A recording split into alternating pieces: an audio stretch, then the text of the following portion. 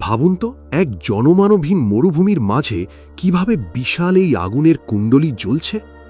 কারাকোম মরুভূমিতে অবস্থিত এই জায়গাটি স্থানীয়দের কাছে নরকের দরজা নামে পরিচিত। কিন্তু কী কারণে এই মরুভূমিতে দীর্ঘ ৫৫ বছর ধরে জ্বলছে এই আগুন? এটি কি প্রকৃতির কোনো লীলা, নাকি মানুষের করা বড় কোনো ভুল? এই আগুনের কুণ্ডলীটি কি সত্যিই নরকের দরজা? আজ আমরা জানব সেই রহস্যময় আগুনের গর্ত, দারওয়াজা গ্যাস ক্রেটারের কাহিনী, যা গত ৫ দশক ধরে এক মুহূর্তের জন্যও নেভেনি।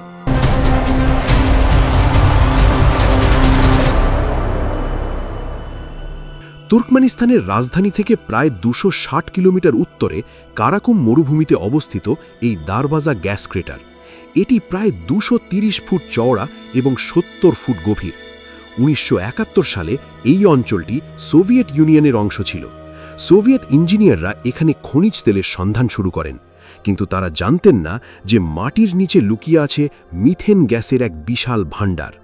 ড্রিলিং করার সময় হঠাৎ মাটির স্তর ধসে যায় এবং তৈরি হয় এই বিশাল গর্ত। সৌভাগ্যবশত কেউ মারা না গেলেও বায়ুমণ্ডলে ছড়িয়ে পড়তে থাকে বিষাক্ত মিথেন গ্যাস। পরিবেশ এবং স্থানীয় মানুষের সুরক্ষার কথা ভেবে বিজ্ঞানীরা একটি কঠিন সিদ্ধান্ত নেন। তাদের ধারণা ছিল গর্তটিতে আগুন ধরিয়ে দিলে কয়েক সপ্তাহের মধ্যেই সব গ্যাস পুড়ে শেষ হয়ে যাবে। কিন্তু তাদের সেই ধারণা ছিল সম্পূর্ণ ভুল। সেই আগুন গত ৫৫ বছর ধরে একটানা জ্বলছে। ২০১৪ সালে বিখ্যাত অভিযাত্রী জর্জ কুরোনিস প্রথম মানুষ হিসেবে বিশেষ পোশাক পরে সেই চরম উত্তাপের নরকে পা রাখেন। সবাই অবাক হয়ে দেখেছিল যে সেই চরম উত্তাপের মধ্যেও কিছু বিশেষ ধরনের ব্যাকটেরিয়া সেখানে বেঁচে আছে। তীব্র তাপমাত্রায় প্রাণের অস্তিত্ব বিজ্ঞানীদের ভাবিয়ে তুলেছে। স্থানীয়রা এটিকে নরকের দরজা বললেও পর্যটকদের কাছে এটি আকর্ষণীয় পর্যটন কেন্দ্র। বর্তমানে এটি তুর্কমেনিস্তানের অন্যতম পর্যটন কেন্দ্র। প্রতি বছর হাজার হাজার মানুষ এই রহস্য দেখতে ভিড় করেন।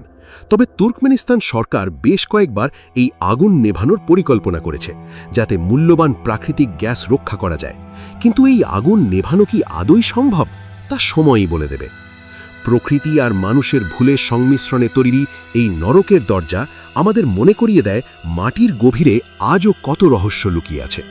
আপনার কি মনে হয়, এই আগুন কি কখনো নেভানো সম্ভব হবে, নাকি এভাবেই জ্বলতে থাকবে অনন্তকাল?